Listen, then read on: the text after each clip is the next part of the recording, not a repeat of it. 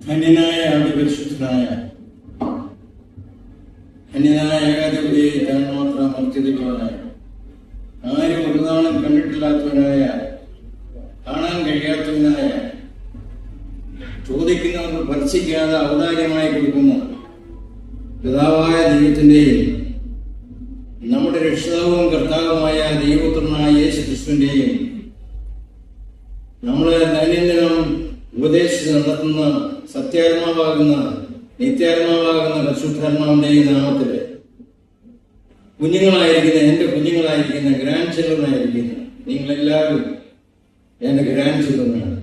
നിങ്ങൾക്കും എൻ്റെ സഹപ്രവർത്തകരായി എന്നോടുകൂടെ കഴിഞ്ഞ ഏറെ കാലങ്ങൾ പോരാടിയ സഹപ്രവർത്തകരും ലീഡേഴ്സുമായിരിക്കുന്ന എൻ്റെ പ്രിയപ്പെട്ടവർക്കും ഇടവനായ ഞാനും എൻ്റെ ഭാര്യയും വന്ദനം പറയുന്നു.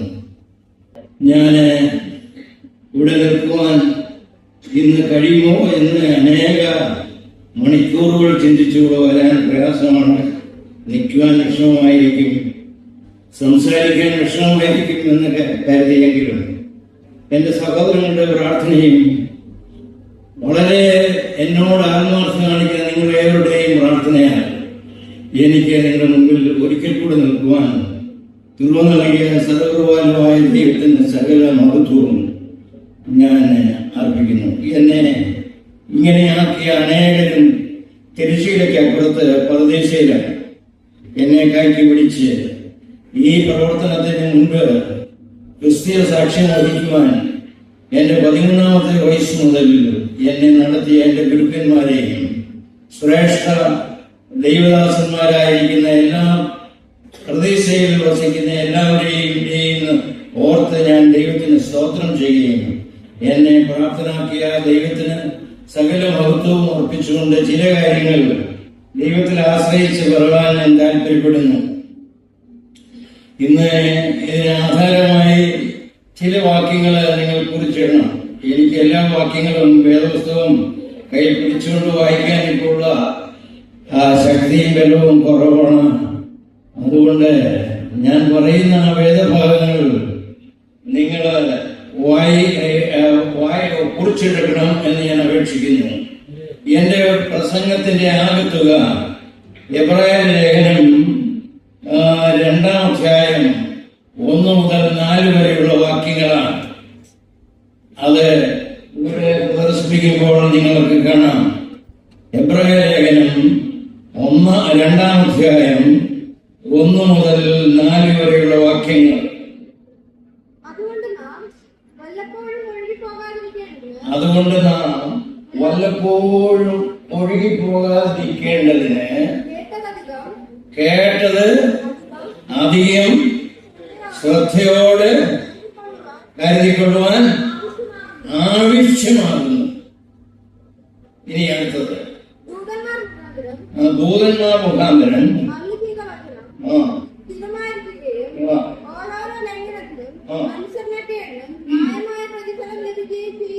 എങ്കിൽ കർത്താവ് താൻ പറഞ്ഞു തുടങ്ങിയതും ദൈവം അടയാളങ്ങളാലും അത്ഭുതങ്ങളാലും വീരപ്രവർത്തികളാലും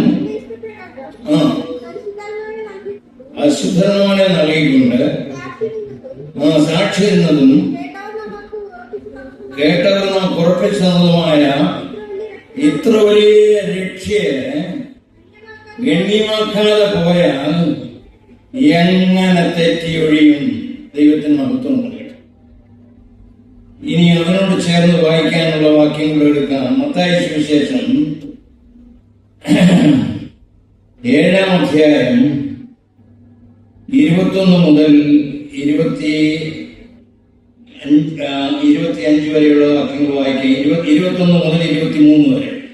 7-ന്റെ 21. മത്തായി സുവിശേഷം 7-ന്റെ 21 മുതൽ 23 വരെ വായിച്ചിട്ട്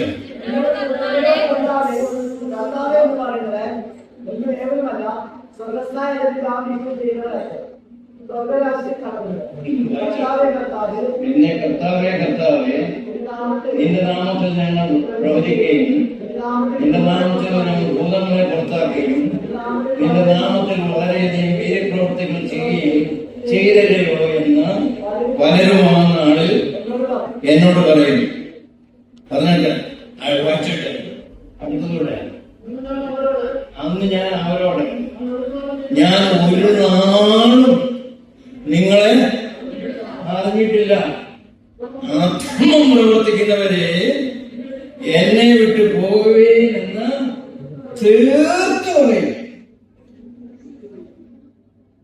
ഭയങ്കരമാണ്. ഞാൻ ഇത് പലപ്പോഴും കേട്ടിട്ട് പേടിച്ച് വരച്ചിട്ടുണ്ട്. ഇത് ആരോടാ പറയുന്നത്? അത്ഭുതങ്ങൾ, അടയാളങ്ങൾ, വീര്യപ്രവർത്തികൾ ചെയ്തവരോടാണ് പറയുന്നത്. നമ്മൾ ഭയങ്കരമായി ഭയപ്പെടണം. നമ്മുടെ ഈ നാളുകളില് അനേക ആളുകൾ വിശ്വാസത്തിൽ നിന്നും മാറിപ്പോകുമ്പോൾ നമ്മൾ ഓർത്തിരിക്കേണ്ട ഭയത്തോടും വിറയലോടും കൂടെ ദൈവത്തിന്റെ മുമ്പിൽ നമ്മൾ നിൽക്കേണ്ടത് ആവശ്യമാണ്. ഞാൻ നിങ്ങളെ ഒരു നാളും അറിഞ്ഞിട്ടില്ല. ആരോടെ ഈ പറയുന്നത്? കർത്താവിന്റെ നാമത്തിൽ അത്ഭുതങ്ങൾ, അടയാളങ്ങൾ, വീര്യപ്രവർത്തികൾ ചെയ്തവരെ ഒരു നാളും പറഞ്ഞിട്ടില്ല. അവരുടെ പേരെന്നാണ്? അധർമ്മികളെ. ഭയങ്കരമല്ല. അപ്പൊ നമ്മൾ എങ്ങനെ ജീവിക്കേണ്ടത്? ഭയപ്പെടണം. നമ്മൾ ദൈവം കർത്താവ് പറഞ്ഞത്, ഞാൻ പറഞ്ഞതല്ല. അധർമ്മികളെ എന്നെ വിട്ടു പോകുകയെന്ന് പെതുക്കെ പറയാനാണോ? ലാഘവത്തോട് പറയാനാണോ? തീർത്ത് പറയണം. അതുകൊണ്ട് നമ്മളിവിടെ കൂടിയിരിക്കുന്ന കുഞ്ഞുങ്ങൾ വളരെ ശ്രദ്ധയോട് മാത്രമേ, ഭയത്തോടും ഉറയലോടും കൂടെ മാത്രമേ ദൈവവചനം ശ്രമിക്കാവൂ. കഴിഞ്ഞ ദിവസം എനിക്ക് വളരെ ദുഃഖം തോന്നി. ഞാൻ ഏറ്റവും സ്നേഹിച്ച ഒരു പാസ്റ്ററുടെ ഏക മകൻ കുവൈറ്റിൽ ഡ്രഗ് അഡിക്റ്റിന്റെ പ്രവർത്തനത്തിൽ ഏർപ്പെട്ടത് കൈയും കാലും കെട്ടി പുറകോട്ട് കെട്ടി ഇരുത്തിയിരിക്കുന്ന ഒരു ഫോട്ടോ കാണുവാനിടയായിട്ടുണ്ട്. നമ്മൾ ഭയത്തോടും പറയലോടും നിങ്ങൾ യഥാർത്ഥമായി ദൈവത്തെ അറിഞ്ഞ് ദൈവത്തിന്റെ സന്നദ്ധയിൽ പരദേശയിൽ എത്തിച്ചേരണമെങ്കിൽ ഭയത്തോടും ഹൃദയത്തോടും കൂടെ ദൈവവചനം ശ്രവിക്കുകയും അവ ജീവിതത്തിൽ അനുഭവമാക്കുകയും ചെയ്യേണ്ടത് ആവശ്യമാണ്. ദൈവം പറയുന്നത് ഞാൻ നിങ്ങളെ അറിയുന്നില്ല. അറിവെന്ന് പറയുന്നതിന് മൂന്ന്, അതിന് നീളവും വീതിയും ഉയരവും. അറിവെന്ന് പറയുമ്പോൾ ഒന്നാമത് ജ്ഞാനമാണ്. ജ്ഞാനം പ്ലസ് വിവേകം പ്ലസ് പരിജ്ഞാനത്തിനാണ് അറിവെന്ന് പറയുന്നത്. പലർക്കും ഇതിലേതെങ്കിലും ഒന്നറിയാമായിരിക്കും, അതുകൊണ്ട് അറിവ് പൂർണ്ണമാകുന്നില്ല. എനിക്ക് രാജീവ് ഗാന്ധിയെ കുറിച്ച് അല്ലെങ്കിൽ രാഹുൽ ഗാന്ധിയെ കുറിച്ച് അറിയാമെന്നല്ലാതെ അദ്ദേഹത്തെ അറിയത്തില്ല. പലർക്കും ദൈവത്തെ കുറിച്ച് അറിയാമെങ്കിലും ദൈവത്തെ അറിയുന്നില്ല. കുറിച്ചറിയുന്നതും അറിയുന്നതും രണ്ടും രണ്ടാണ്. യേശുക്രിസ്തുവിനെ കുറിച്ച് KP കേശവമേനോൻ എഴുതിയ വലിയൊരു പ്രബന്ധം ഞാൻ വായിച്ചു.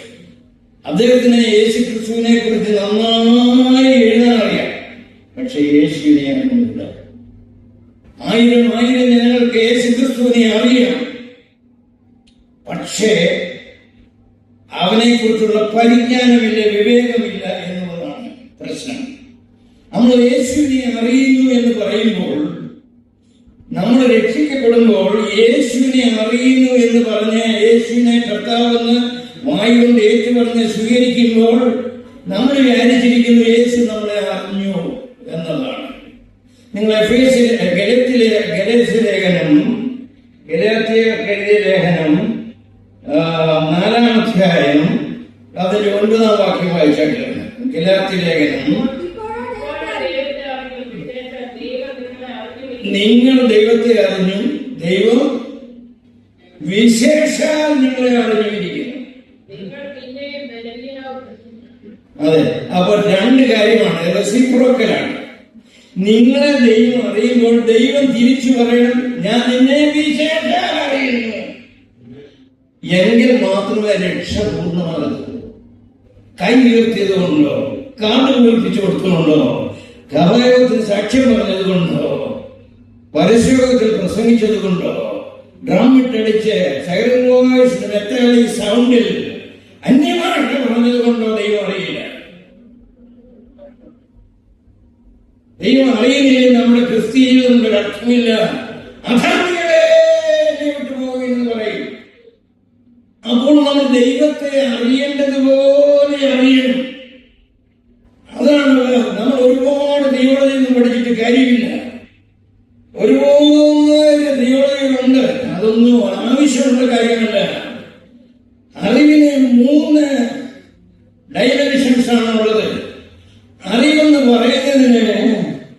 മൂന്ന് കാര്യങ്ങളാണ് അടങ്ങി, മൂന്നിനും കൂടെ ചേർന്ന് പറയുന്നതാണ് അറിവ്.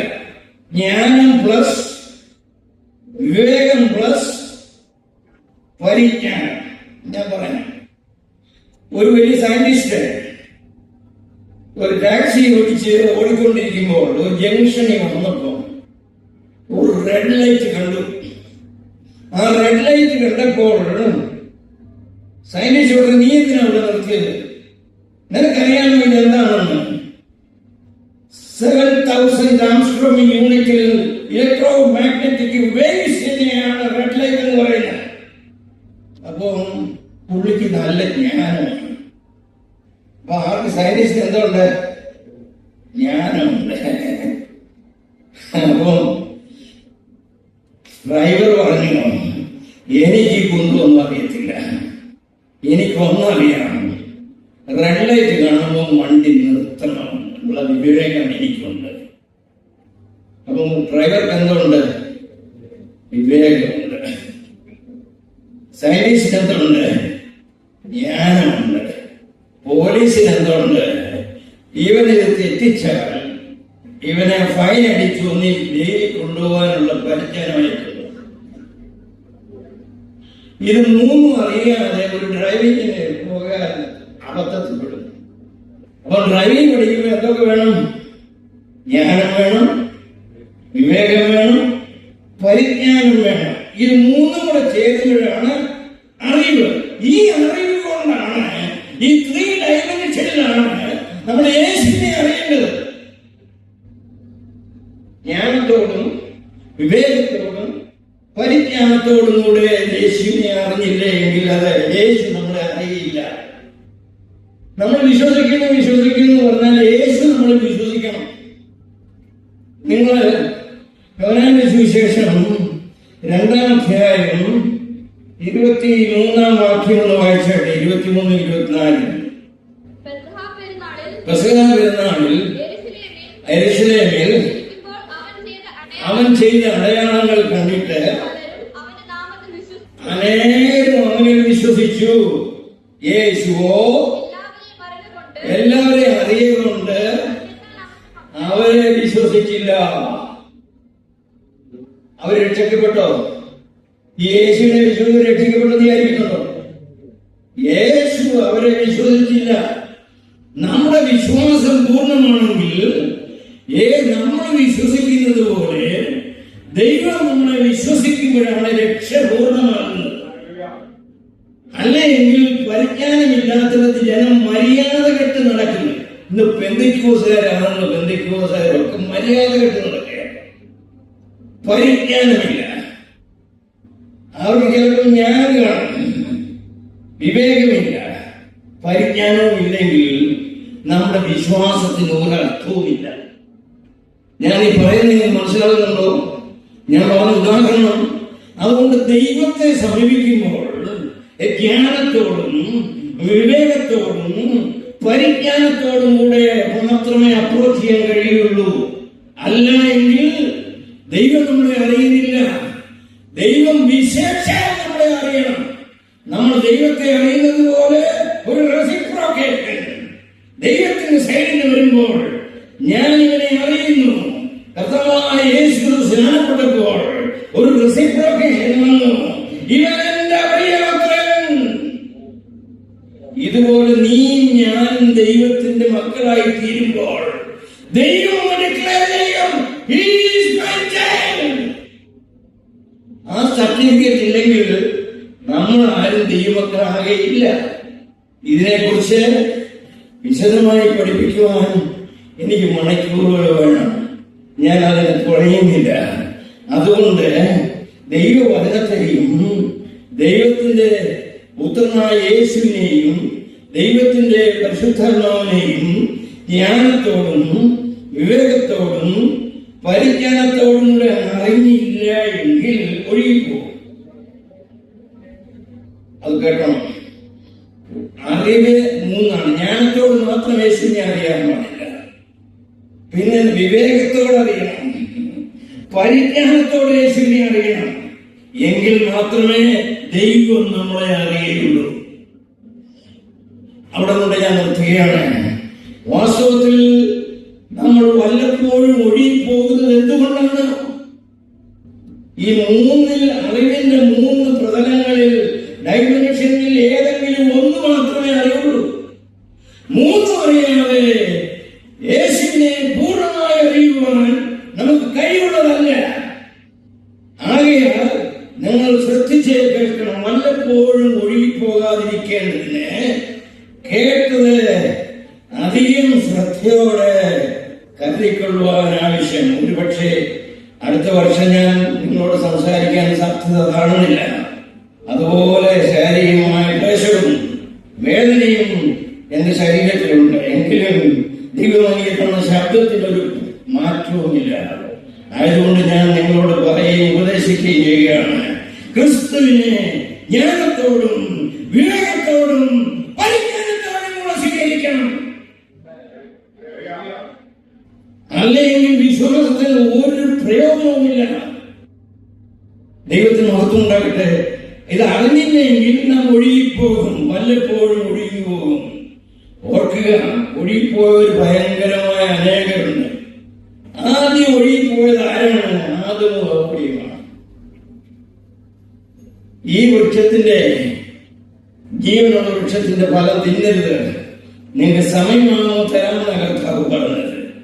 സമയത്തിന് മുമ്പ് പിശാച് അവരുടെ അടുത്തേക്ക് വന്ന് അവരുടെ ചിന്ത പറഞ്ഞു കൊടുത്തു. ദൈവം നല്ലവനല്ല, നിങ്ങളോട് ഭയങ്കര അസൂയയാണ്, നിങ്ങൾ ഈ പഴം തിന്നാൽ നിങ്ങൾ ദൈവത്തെ പോലെ ആയിത്തീരുന്നത് ഈ തമ്പുരാൻ ഇഷ്ടമല്ല. ഞാൻ പറയാം, നിങ്ങളുടെ കണ്ണു തുറക്കും, നിങ്ങൾക്ക് ജ്ഞാനം കിട്ടുന്നത് ദൈവത്തിന് ഇഷ്ടമല്ല. ആകയാൽ നിങ്ങൾ തിന്നോ എന്ന് പറഞ്ഞു. അവരെന്ത് അതിന് വിവേകമില്ലാതെ എടുത്തു എന്നുള്ളതാണ്. അവർക്കോട് വിവേകം വന്നില്ല, അവർക്ക് പരിജ്ഞാനം വന്നില്ല. വെറും ഒരു അറിവ് മാത്രം കിട്ടിയത് കൊണ്ട് അവരെ അറിവ് കിട്ടിയ സാത്താനെ അനുസരിച്ചു. ഒരു കാരണവശാലും നമ്മുടെ വിശ്വാസത്തിന് അറിവ് ആവശ്യമാണ്, വിവേകം ആവശ്യമാണ്, പരിജ്ഞാനം ആവശ്യമാണ്. ഇത് 3 കൂടെ ചേർന്ന അറിവിനാലാണ് നാം ദൈവത്തെ അറിയുകയും അവനിൽ വിശ്വസിക്കുകയും ചെയ്യേണ്ടതെന്ന് ഞാൻ ഓർപ്പിക്കുകയാണ്. ആദ്യം ഒഴുകിപ്പോയത് ആരാണ്? ആദമും ഹവ്വയും. എന്താ കാര്യം? കേട്ടത് അധികം ശ്രദ്ധയോടെ പറഞ്ഞാട്ടെ കരുതിയില്ല. അത് കരുതണമെങ്കിൽ എന്ത് വേണം? വിവേകം. അത് മനസ്സിലാക്കണമെങ്കിൽ പരിജ്ഞാനം വേണം. അവരൊറ്റ നോട്ടത്തിൽ കിട്ടിയതായ ഒരു ചെറിയ അറിവ്, ഒരു ജ്ഞാനം മാത്രം എടുത്ത് ബാക്കി കാര്യങ്ങൾ നിഷേധിച്ചു. അതുകൊണ്ട് നമ്മളെല്ലാവരും പാപികളായി. ഒരുവനിൽ നിന്നത്രേ സകല മനുഷ്യരെയും ദൈവം ഭൂമിയിലാക്കിയത്. ഒരുവനിൽ പാപം കിടന്നു, ആ പാപം സകല മനുഷ്യരിലും വ്യാപിച്ചു. അങ്ങനെ നമ്മളും പാപികളായി. ഇവിടെ ദൈവം നമ്മളോട് ചോദിക്കുന്ന ക്വസ്റ്റ്യൻ 5 എണ്ണമാണ്. ദൈവത്തിന്റെ സന്നിധിയിൽ നമ്മൾ വരുമ്പോൾ, ദൈവത്തെ അറിഞ്ഞെന്ന് പറയുമ്പോൾ, ദൈവസന്നിധിയിൽ പരിജ്ഞാനത്തോടുകൂടെ ദൈവത്തിൽ വസിക്കുന്നില്ല എങ്കിൽ നമ്മളോട് ദൈവം ചോദിക്കും, ഞാൻ ഇരിക്കടുത്ത് നിന്റെ ഭാര്യ നീ ഇരിക്കില്ല,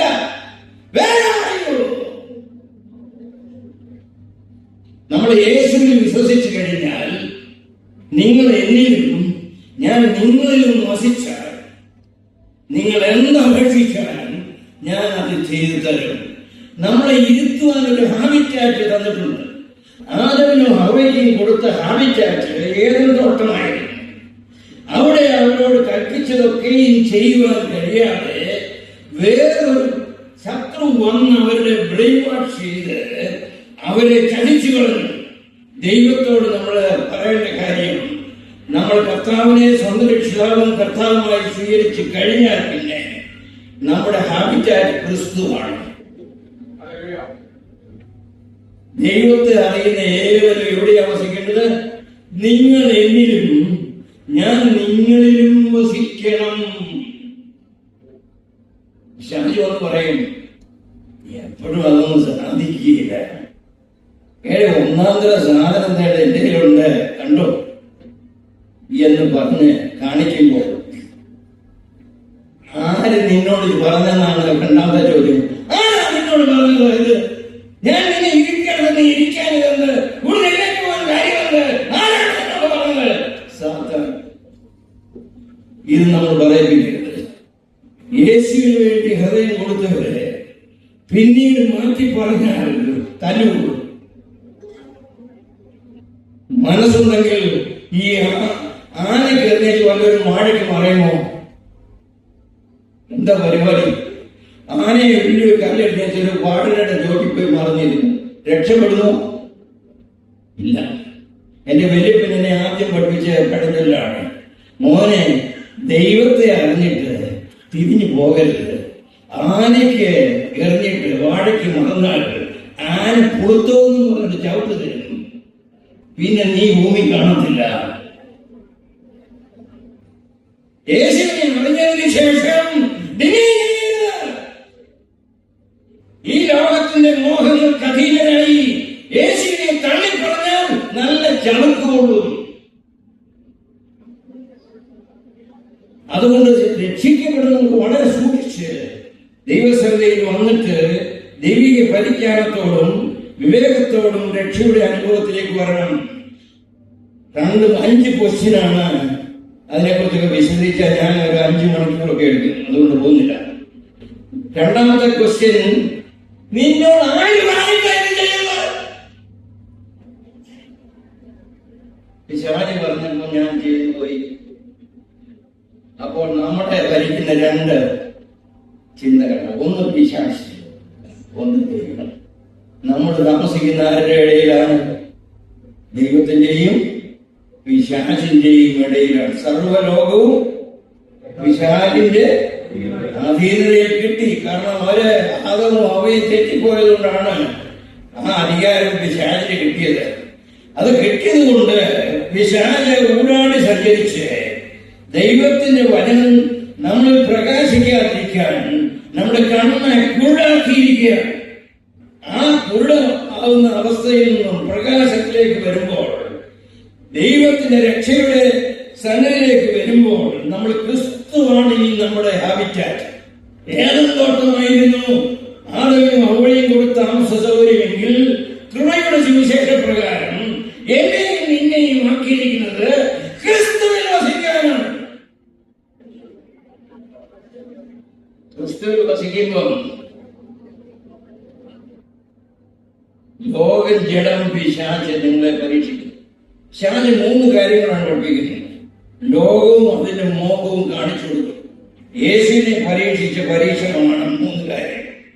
പിശാച് ദൈവത്തിന്റെ പുത്രനെ വരെ പരീക്ഷിച്ചവരാണ്. അവൻ പറയും, ലോകം, ജഡം, പിശാച് ഇത് 3മാണ് നമ്മുടെ ശത്രുക്കൾ. ദൈവത്തിന്റെ പുത്രന്റെ സന്നിധിയിൽ നമ്മൾ വസിക്കുമ്പോൾ അവിടുന്ന് മാറിപ്പോകുവാൻ ലോകം, ജഡം, പിശാച് നമ്മളെ വശീകരിക്കുമ്പോൾ അവന്റെ തന്ത്രങ്ങളെ നാം അറിഞ്ഞിരിക്കേണ്ടത് ആവശ്യമാണ്. ലോകം, ജഡം, പിശാച്. ലോകം പറയും, യേശുവിനെ പരീക്ഷിച്ചപ്പോൾ പിശാച് പറഞ്ഞു, എന്റെ കർത്താവെ, നീ വെറുതെ ഈ പാവയ്ക്ക് വേണ്ടി ക്രൂശിക്കണ്ട, ഇതെല്ലാം എന്റെയാണ്, ഞാൻ ഇതൊന്നും പറയാൻ നിനക്ക് തരാം, നീ എന്നെ വീണ് നമസ്കരിക്കണം. അത് മാത്രമേ ഉള്ളൂ ഡിമാൻഡ്. 3 പരീക്ഷകളിലെ 3 കാര്യമാണ് പറഞ്ഞത്: പൊസിഷൻ, പൊസഷൻ ആൻഡ് പോപ്പുലാരിറ്റി. ക്രിസ്തുവിനോട് പറഞ്ഞു, ഈ ലോകം മുഴുവൻ എന്റേതാണെന്ന് നിനക്ക് എക്സ്ചേഞ്ച് ചെയ്ത് തരാം. അത് തന്നെയല്ല, നീ ദൈവത്തിൽ നിന്നുള്ള പോപ്പുലാരിറ്റി ലോകം മുഴുവൻ അറിയും. അതുവഴി നിനക്ക് സകലവിധ സന്തോഷവും പ്രഷറും വരും. അന്ന് മുതൽ പിശാച് ലോകത്തിന് ഓഫർ ചെയ്യുന്ന എന്താണ്? പൊസിഷൻ. ഇവിടെ എല്ലാ രാഷ്ട്രീയ പാർട്ടികളും എന്തിനു വേണ്ടി അടിക്കുന്നത്? പൊസിഷന് വേണ്ടി. നമ്മുടെ സഭയിലുള്ള ഒരു പ്രസിഡന്റ്, സെക്രട്ടറി, ഗവർണിംഗ് കൗൺസിലാകാൻ എന്തൊരു പോരാ. കള്ളവോട്ട് ചെയ്താണ് പലരും. എനിക്കറിയാം കള്ളവോട്ട് ചെയ്ത പാർട്ടികളെ. അതുകൊണ്ടാണ് എന്നെ IPC-ക്കാരും കയറ്റിയത്. കള്ള തലയോട്ട് ചെയ്ത് തെറ്റായി പോയെന്ന് പറഞ്ഞതിനാണ് എന്നെ IPC-ക്കാരെ മുടക്കുമെന്ന് പറഞ്ഞു. എന്നെ മുടക്കിയ പിന്നെ കയറ്റിയിട്ടുമില്ല. എനിക്ക് കയറേണ്ടതാണ്. ഞാൻ നിങ്ങളോട് പറയുന്നു, പൊസിഷൻ, പോപ്പുലാരിറ്റി എന്ന് പറഞ്ഞ് നമ്മളെ അപ്രോച്ച് ചെയ്യുമ്പോൾ നമ്മൾ വല്ലപ്പോഴും ഒഴുകിപ്പോകുന്നതിരിക്കാൻ നിങ്ങൾ അറിയാത്തവരാണല്ലോ.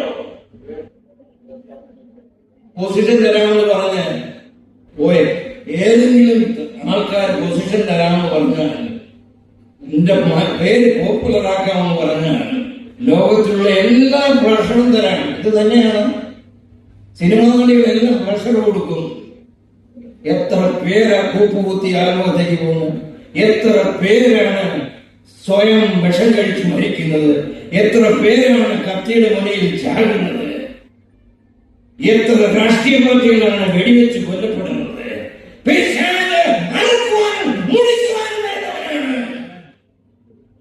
അവന്റെ വടയിൽ നമ്മൾ വീഴരുത് എന്ന് നമ്മൾ ഓർത്തിരിക്കേണ്ടതാണ്.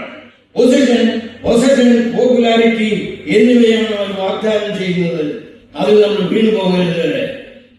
ഷാജ് പറയുന്ന ഈ 3 കാര്യം നമുക്ക് വേണ്ട. യേശു പറയുന്നത് എന്താണ്? You have to believe in a person. വലിയ നാഷണൽ ഹൈവേയുടെ അവിടെ നിന്ന് പിശാച് വരും, ഇതിലേ വരുവീൻ എന്ന് പറഞ്ഞ് നിന്നെ പോപ്പുലറാക്കാം, നിന്നെ പ്രൈം മിനിസ്റ്ററാക്കാം, നിന്നെ പഞ്ചായത്തിലെ പ്രസിഡന്റ് ആക്കാം, നിന്നെ MLA ആക്കാം, ഞാൻ അതാക്കാം, ഇതാക്കാം, ഈ പൊതുക്കം തരാം. പോകരുത്. യേശു ഒരു പൊസിഷൻ നമുക്ക് വാഗ്ദാനം ചെയ്തിട്ടില്ല. യേശു പറഞ്ഞത് എന്താണ്? You have to believe in a person, that is me. അതാണ് ആദ്യം ചെയ്യേണ്ടത്. 2, I will give you a road map. ഞാൻ തന്നെ വഴിയും സത്യവും ജീവനുമാകുന്നു. എന്നിൽ കൂടെ അല്ലാതെ ആരും പരദീസയിൽ ചിന്തിക്കുകയില്ല. That is a road map. That is a plan. You have to believe in a person. You have to believe in a plan. You have to believe in a place. ഈ ലോകം നിങ്ങളുടേതല്ല. നിങ്ങൾ ലോകക്കാരായിരുന്നെങ്കിൽ ലോകം നിങ്ങളെ പകയ്ക്കുകയില്ലായിരുന്നു. ലോകം നിങ്ങളെ കത്തിസ്കരിച്ചിട്ട് അടിക്കുകയില്ലായിരുന്നു. പാസ്റ്റർമാരെ അടിക്കുകയില്ലായിരുന്നു. ചോര ഒലിപ്പിക്കുകയില്ലായിരുന്നു. നിങ്ങൾ ലോകക്കാരല്ലായിരിക്കാം. ലോകം നിങ്ങളെ അറിയുന്നില്ല. ഞാൻ നിങ്ങളെ അറിയുന്നു. ഞാൻ നിങ്ങൾക്ക് കണ്ണുനീരില്ലാത്ത, വേദനയില്ലാത്ത ഒരു പർദീസ് ഒഴുക്കാൻ പോകുന്നു. ആ പ്ലേസിൽ നിങ്ങൾ വിശ്വസിക്കണം. You have to believe in a person. You have to believe in a plan. You have to believe in a place. You have to believe in that promise. കർത്താവ് നമ്മളെ അവിടെ ആക്കുമെന്നുള്ള പ്രോമിസ്. 4 കാര്യമാണ് ഷാനി പറയുന്നത്. Position, popularity, pressure. യേശു പറയുന്നത് എന്താണ്? I will give you a person. You have to believe in him. You have to believe in a road map, my plan. You have to believe in a place. You have to believe in a promise. ഈ രണ്ടിന്റെ ഇടയിലാണ് ദൈവമക്കൾ. ഇവിടെ എങ്ങോട്ട് ഒഴുകിപ്പോകരുതെന്നാണ് പറഞ്ഞിരിക്കുന്നത്. പരദീസയിൽ ചെന്ന് ചേരാനിരിക്കാൻ പിശാചിന്റെ വഴിയിലേക്ക് ഒഴുകിപ്പോകരുത്. പിശാചിന്റെ വഴിയിലേക്ക് ഒഴുകിപ്പോകരുത്. നിത്യജീവന്റെ വചനം അത്ഭുതങ്ങളാണ്, അടയാളങ്ങളാണ് ദൈവം നിങ്ങൾക്ക് തന്നിരിക്കുമ്പോൾ never go to the left-hand side. Come to the right side. Jesus is calling each and every one of you. Come this way. I will give you rest. I will give you all. I will wipe up all your tears. There is no more sorrow. There is no more sorrow in the paradise. നിങ്ങൾ അറിയുക, നിങ്ങളുടെ കണ്ണീരെല്ലാം ഞാൻ തുടയ്ക്കും. നിങ്ങൾ ഈ ഒഴുകിപ്പോകരുത്, ഇടത്തോട്ട് ഒഴുകിപ്പോകരുത്. ഒരിക്കലും ഒഴുകിപ്പോകരുത്. വലത്തോട്ടൊഴുകി നിത്യജീവിയുടെ മാർഗത്തിൽ കൂടെ പർദീസയിൽ എത്തിച്ചേരുവാൻ നമ്മൾ ശ്രമിക്കണം. അതാണ് ദൈവം നമ്മളെ കുറിച്ച് പറഞ്ഞിരിക്കുന്നത്. ലോകം, ജഡം, പിശാചിനോട് എതിർത്ത് ചോദിക്കുമ്പോൾ നമ്മൾ ഒഴുകിപ്പോകുന്നത് ലോകം, ജഡം, പിശാചിനാണ് ഒഴുകിപ്പോകുന്നത്. നോക്കാം, നമ്മളെവിടെയാണ് ചോദിച്ച 5 ക്വസ്റ്റ്യനില് നിന്നോട് ആര് പറഞ്ഞു? പിശാച് പറഞ്ഞു. രണ്ടാമത് നീ ചെയ്തതെന്ത്? നാലാമത് ചോദിച്ചത് കൈനോടാണ്. നീ കോപിക്കുന്നതെന്ത്? നിന്റെ സഹോദരനെ. നമ്മൾ 5 ആൻസറും പറഞ്ഞു. എന്റെ സഹോദരൻ എവിടെയെന്ന് ചോദിക്കുന്ന ഉത്തരത്തിനാണ് നിങ്ങളെ ഇവിടെ കൂട്ടി കാര്യങ്ങൾ വിസ്തരിക്കുന്നത്. ഒരു നാൾ ദിവസം നിൽക്കുമ്പോൾ നിന്റെ സഹോദരൻ എവിടെ എന്ന് ചോദിച്ചാൽ അതിന്റെ ഉത്തരത്തിനാണ് ICP ഉപയോഗിക്കുന്നത്. കണ്ണീരില്ലാത്ത, വേദനയില്ലാത്ത, ദുഃഖമില്ലാത്ത മനോഹരമായ പ്രതീക്ഷയിലേക്ക് ഇടത്തും ഒഴുകിപ്പോകാതെ വലത്തേക്ക് യാത്ര ചെയ്യുവാനാണ് ദൈവം നമ്മളെ വിളിച്ചിരിക്കുന്നത്. വല്ലപ്പോഴും ഒഴുകിപ്പോകാതിരിക്കേണ്ടതിന് കേട്ടത് അധികം ശ്രദ്ധയോടെ കരുതണം. നമ്മള് ഈ 2 വഴിക്ക് തിരിക്കുന്നത് ചിന്തയാണ്. പിശാച് പറയുന്നതിനെ കുറിച്ച് നമ്മൾ ചിന്തിച്ചു കഴിഞ്ഞിട്ട് നമ്മൾ ആ ചിന്തയെ മനസ്സിലെടുത്ത് യേശു പറഞ്ഞ ചിന്തയെ വിട്ടുകളഞ്ഞ് പിശാച് പറയുന്ന ചിന്തയെ നമ്മൾ അതിനെ ഫോളോ ചെയ്താൽ the ultimate end is disasters and destruction. നമുക്ക് ആദ്യം നമ്മുടെ ഹൃദയത്തിൽ പിശാച് കൊണ്ടുവരുന്ന പറയാം ചിന്തയാണ്. നിങ്ങൾക്കറിയാമല്ലോ, പിശാച് കൊണ്ടുവരുന്ന ചിന്ത. ഒരു കള്ളുകൂടിയും ഒരു ദൈവദാസൻ കൂടെ നടന്നു പോയപ്പോ ഒരു പൂവൻകോഴിയെ കണ്ടപ്പം കള്ളുകൂടിയൻ പറഞ്ഞ് ഇതിനെ കിട്ടിയിരുന്നത് നല്ലതായിരുന്നു, ഇന്ന് ഒരു നല്ല ശാപ്പാടടിക്കാമായിരുന്നു, ഇവനെ കിട്ടിയിരുന്നില്ല കൊന്നവന്റെ ഇറച്ചിയോടുകൂടെ 2 ബോട്ടിലടിച്ച് പൂസാറാമായിരുന്നു. ആ കോഴിയെ കാണുമ്പോൾ ഒരു ചിന്ത വരും. എന്നാൽ ദൈവദാസൻ ചിന്തിക്കുന്ന എങ്ങനെയാണ്? എന്റെ കർത്താവ്, ഈ പൂവൻകൂടെ പൂവ എത്ര ഭംഗിയായിരിക്കുന്നു,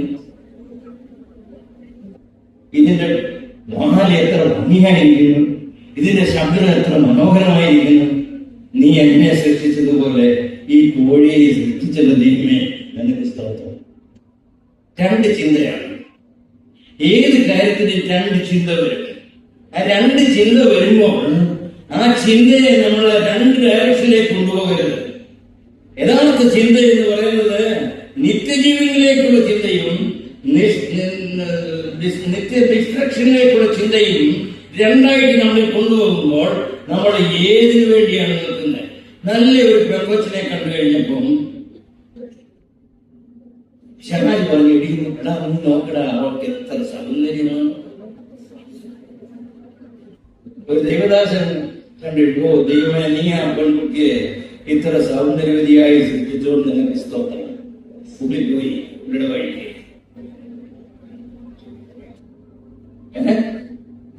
ശരണാജി പറഞ്ഞില്ല, നീ അവളെ ഒന്നുകൂടെ നോക്കടാ.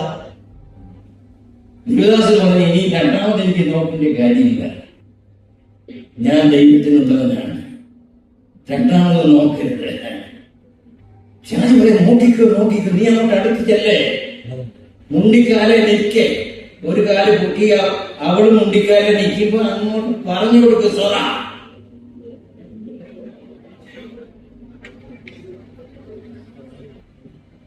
പറഞ്ഞ് എവിടെയാകും? വിളിച്ചുകൊണ്ടോടി തേക്കടിയിലും മലയാളങ്ങളിലും വയനാടിന്റെ പ്രദേശങ്ങളിലും മരിച്ചു കീറിയതിൽ തെറിഞ്ഞുകളെ ഫൈനലാണ്. എത്രായിരം പെൺകുട്ടികളാണ് മരിച്ചു കീറിയത്. 2 തോട്ടാണ്, 2 ചിന്തയാണ്. ഏത് കാര്യത്തിൽ 2 ചിന്തയാണ്. സൗന്ദര്യമുള്ള ഒരു പെൺകുട്ടിയെ കണ്ടു കഴിഞ്ഞാൽ 2 പേർക്ക് 2 ചിന്തയാണ്. ഒരു ദൈവവചനം തോന്നുന്ന ചിന്തയും ഒരു ദൈവവചനമല്ലാത്ത ഒരു മനുഷ്യന് തോന്നുന്ന ചിന്തയും 2 2. അവളെ ഒരു നോക്ക് നോക്കി ദൈവദാസൻ കടന്നുപോയി. 2 നോക്കാൻ അവിടെ നിന്നില്ല. മറ്റേ പുള്ളി അടുത്തടുത്ത് ചെന്ന് മുണ്ടിക്കാൽ ഒരു കാല് പൊക്കി മുണ്ടി നിൽക്കുന്നത് പോലെ നിന്ന പെൺകുട്ടിയോട് പറയാനുണ്ട്, സോറ പറയാനുണ്ട്. അപ്പോൾ ആ പെൺകുട്ടിയുടെ കുറിച്ചുള്ള ചിന്ത ഇവന്റെ കയ്യിലായി. വീട്ടിൽ കിടന്നിട്ട് ഉറക്കം വരുന്നില്ല. അവൾ സ്വത പറയുന്നതും കാലെ കുത്തി നിൽക്കുന്നതും ഒക്കെ കണ്ടിട്ട് ഇവനങ്ങനെ സ്വപ്നം കാണുന്നതാണ്. ഈ ചിന്ത എല്ലാ പാപത്തിന്റെയും ആരംഭം കുറിക്കുന്നത് ചിന്തയാണ്. അതുകൊണ്ടാണ് പൗലോസ് പറയുന്നത്, ക്രിസ്തുവിന് വിരോധമായി പൊങ്ങുന്ന സകല ഉയർച്ചയെയും സകല ചിന്തയെയും ക്രിസ്തുവിനോടുള്ള അനുസരണത്തിനായി പിടിച്ചടക്കണം. ഒരു ദൈവത്തിനോട് പറയുന്നതാണ്.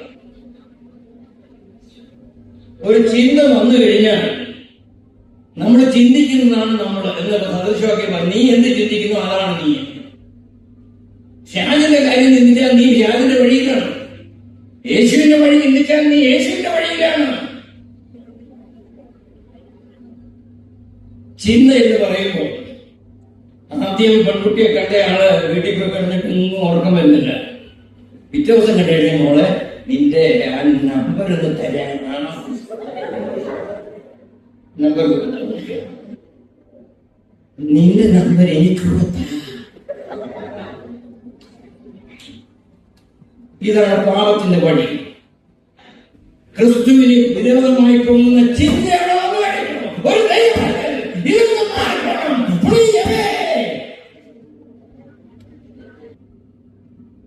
ഞാൻ പ്രാക്ടിക്കൽ ക്രിസ്ത്യാനിറ്റി പറയുന്നത്. നിങ്ങൾ ജീവിതത്തില് പിശാച് നിങ്ങളെ കേൾക്കുന്നത് ക്രിസ്തുവിന്റെ വചനത്തിലേക്ക് തിരികെ പോകണം. ക്രിസ്തുവിന്റെ മാർഗമാണ് നല്ലത്. മറ്റൊരു ഒരു ചിന്ത വരുമ്പോ നമുക്ക് ആദ്യം ചിന്ത ഹൃദയത്തിൽ പറിച്ച് കളഞ്ഞില്ലെങ്കിൽ ആ ചിന്ത അവിടെ കിടക്കും. ആ ചിന്ത അവിടെ കാണുന്നതിന് ശേഷം ഈ പെൺകുട്ടിയെ അവൾ സ്വപ്നം കാണും. രാത്രിയും പകലും പഠിക്കത്തൊന്നുമില്ല. പിന്നെ ടെക്സ്റ്റ് ചെയ്യുകയാണ്, പിന്നെ മെസ്സേജ് അയക്കുകയാണ്. രണ്ട് കൂട്ടരെയും പാകി നൽകുന്നു. പെൺകുട്ടിയെ എവിടെയെങ്കിലും വലിച്ചു കയറി തോട്ടിലെറി. അതാണ് പണി.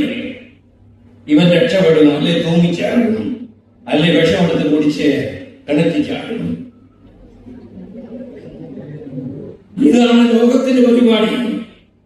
ചിന്തയെ നിങ്ങൾ കൺട്രോൾ ചെയ്തില്ല എങ്കിൽ എല്ലാ ചിന്തയും ഇമോഷനായി മാറും. ഇമോഷൻ ചിന്തയിൽ ചിന്തിച്ച് മുന്നോട്ട് പോയി കഴിയുമ്പോൾ നിങ്ങൾക്ക് ഇമോഷനാകും. ഇമോഷൻ മലയാളത്തിൽ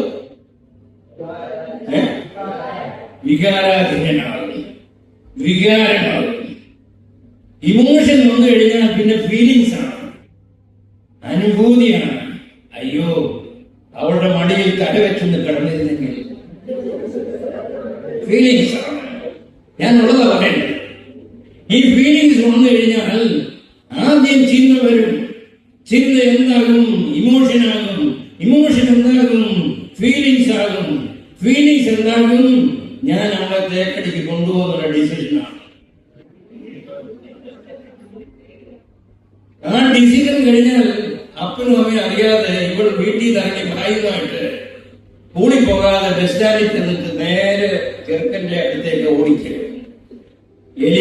എലിപ്പത്തായത്തിൽ എലി വീഴുന്നത് പോലെ, അടിയിൽ എലി വീഴുന്നതോടെ പെൺകുട്ടിയുടെ ജീവിതം തീരാൻ പോവുകയാണ്. പിശാചിന്റെ തന്ത്രങ്ങളെ നിങ്ങൾ അറിയാത്തവരുള്ളൂ. അതായത് ക്രിസ്തുവിന് വിരോധമായി പൊങ്ങുന്ന സകല ഉയർച്ചയെയും സകല ചിന്തയെയും ക്രിസ്തുവിനുള്ള അനുസരണത്തെ പിടിച്ചടക്കണം. ഒരു ദൈവം ചെയ്യുന്നതാണ്, പിടിച്ചടക്കണം. ഇല്ല എങ്കിൽ അപകടമാണ്. അപകടമാണ് കുഞ്ഞുങ്ങളെ. നല്ലൊരു ഭാവി ദൈവം വെച്ചിരിക്കുമ്പോൾ, നല്ലൊരു കണ്ണുനീരില്ലാത്ത വേദനയില്ലാത്ത കോടാനുകോടി ദൂതന്മാരോടും നമുക്ക് പോയ വിശുദ്ധന്മാരോടും കൂടെ രാജനോടൊപ്പമായി പന്തിരിപ്പതു സത്യസഭ പൊന്നേശുതമ്പൂരം ചിന്തിയാതെ കാലമം വിശുദ്ധ കൂട്ടമത്രേ. പൊന്നേശുതമ്പൂരം ചിന്തിയാതെ കാലമം വിശുദ്ധ കൂട്ടമത്രേ.